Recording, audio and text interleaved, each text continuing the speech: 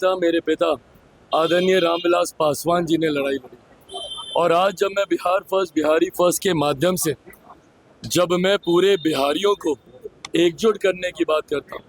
जात पात धर्म मजहब से उठकर बिहार और बिहारियों के विकास की बात करता हूँ, मानसिकता को बढ़ावा देते हैं उन्हीं लोगों ने बिहार को बर्बादी की कगार पर धकेला हुआ है, बिहार को आज तक पिछड़ा बनाया है। सर, आप देख रहे हैं न्यूज़ नेशन में आपके साथ अभिजीत सिंह। लोक जनशक्ति पार्टी रामविलास के राष्ट्रीय अध्यक्ष चिराग पासवान कल हाजीपुर लोकसभा से नामांकन किया और उससे पहले वो भीमराव के मूर्ति पर माल्यार्पण किए, जिसको लेकर वहाँ के कुछ समाज के लोग हैं जो भीमराव के मूर्ति को दूध से डुला, जिसको लेकर उन्होंने साफ तौर पे कहा है कि ऐसे ही मानसिकता के लोग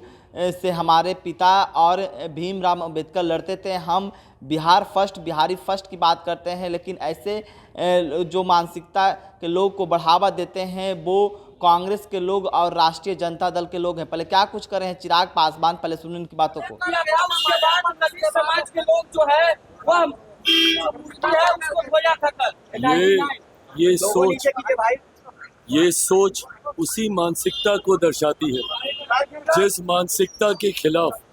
हमेशा डॉक्टर बाबा साहेब भीमराव अंबेडकर ने लड़ाई लड़ने का काम किया। ये वही सामंती मानसिकता है जिसके खिलाफ मेरे नेता मेरे पिता आदरणीय रामविलास पासवान जी ने लड़ाई लड़ी।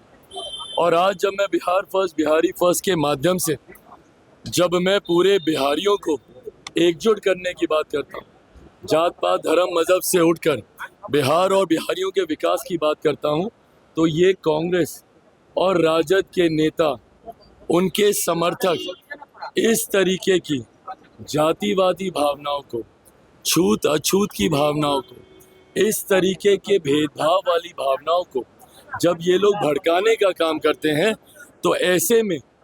वो सभ्य बिहारी भी देख रहे हैं, भले वो दलित समाज के हों, अगड़ा समाज के हों, पिछड़ा समाज के हों, मुसलमान हो, जो भी हो, हर जाति हर धर्म के लोग इस बात को भी देख रहे हैं कि बिहार में कौन भेदभाव की भावना को इस तरीके से भड़काने का काम कर रहा है। मैं बार बार कहता हूँ, 21वीं सदी का पढ़ा लिखा युवा हूँ,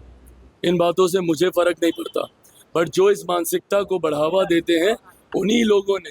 बिहार को बर्बादी की कगार पर धकेला हुआ है, बिहार को आज तक पिछड़ा बनाया है।